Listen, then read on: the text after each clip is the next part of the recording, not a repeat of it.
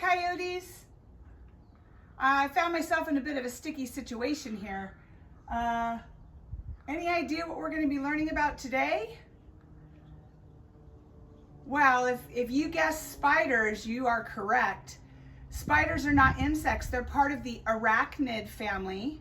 That's a family that also includes things like scorpions. And there are over 40,000 different types of spiders all over the world. This spider web, it's really kind of interesting. It holds UV light in it. It kind of makes it shiny and sparkly, and it attracts insects. And I guess spiders are actually pretty artistic because they actually make some intricate designs in their webs.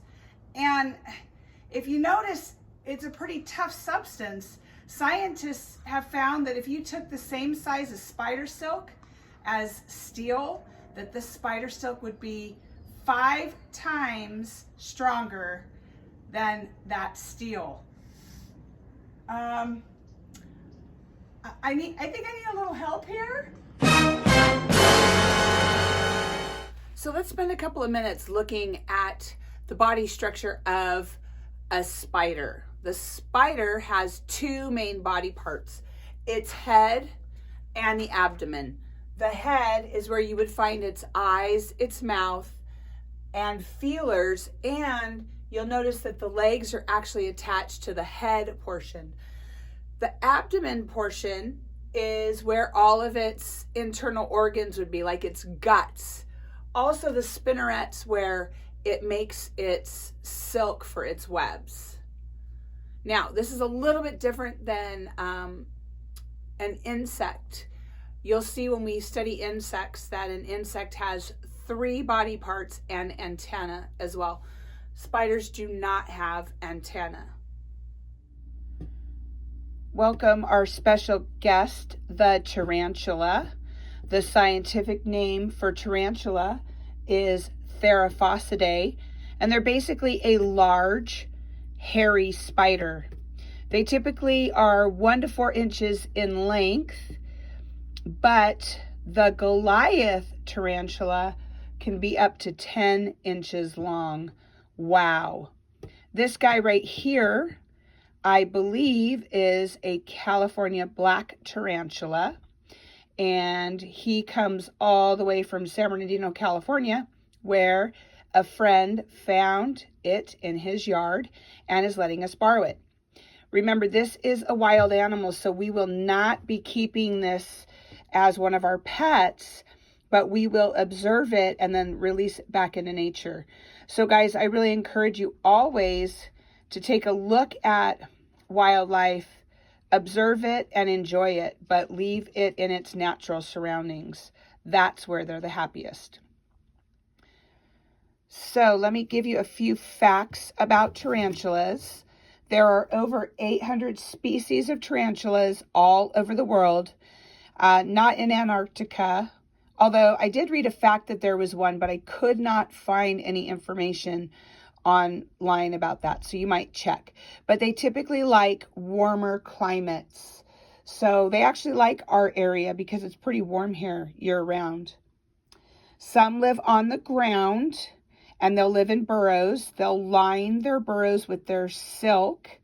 And some live in trees, and they'll make like a tube tent web that's kind of cool.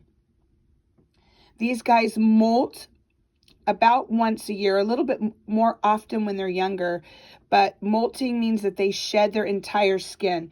In fact, if you've ever seen it, it looks like a second tarantula has appeared in your container if you have one for a pet, when actually they just shed their entire exoskeleton. They have a skeleton on the outside.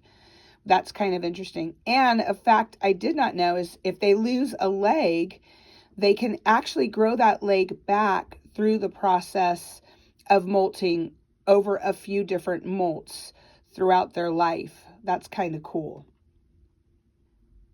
These guys are predators. They are hunters, and they typically like to eat insects like crickets, flies, moths, but they'll also eat small frogs, mice, and lizards if they get the chance. And they kind of pounce on their prey and inject it with some venom. They do have venom, although it's not poisonous to us really.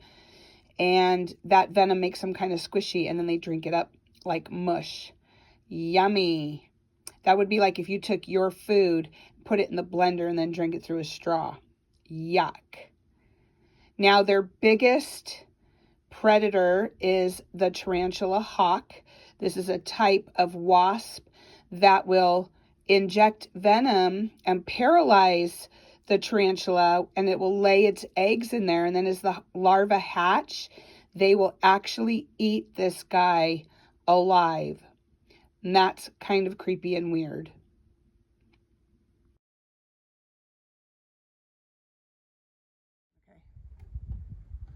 All right, so we're going to go ahead and release him. Remember, guys, wild animals belong in the wild. It's okay to observe them and learn how to care for them so that we can sustain their lives out in the wild, but make sure that they stay out there, okay?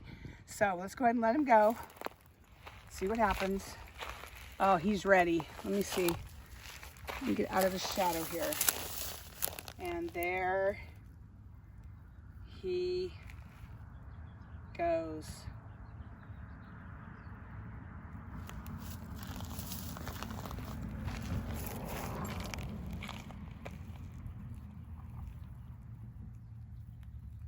Bye, little guy.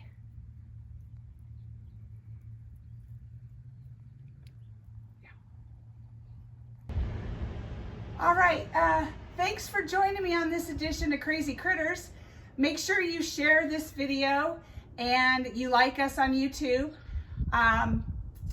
If you have any suggestions for how to get out of this situation, let me know.